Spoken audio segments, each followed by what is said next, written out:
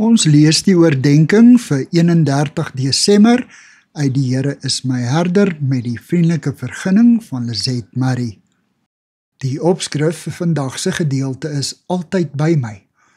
Die teksvers kom uit Psalm 125 vers 1 en 2. Daar staan: Die wat op die Here vertrou is soos die berg Sion wat nie wankel nie, maar bly tot in ewigheid. Rondom Jerusalem is berge. So is die Here rondom sy volk van nou af tot in ewigheid. Hier op die laaste dag van die jaar kyk ons terug en ons sien God se hand oor ons lewe. Sy antwoorde op ons gebede was waarskynlik nie altyd soos wat ons gedink het dit moet wees nie.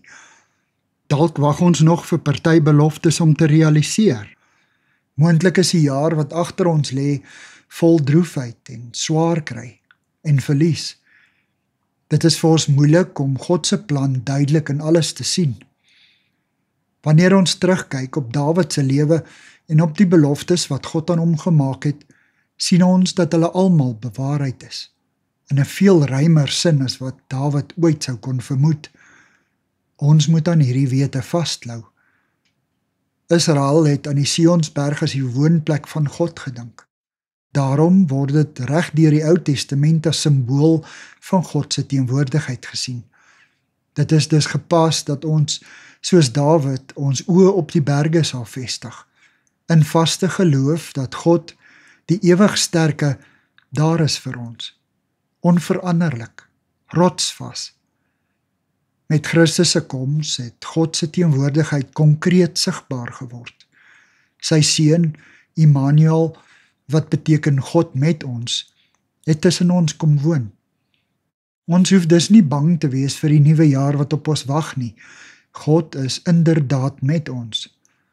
Psalm 125 eindig met 'n seënbede. Mag daar vir Israel vrede wees. Die vredevors is by ons. Dit is 'n belofte. Here, dankie dat ons die nuwe jaar saam met U kan instap. Amen. Dankie vir die saamkuier.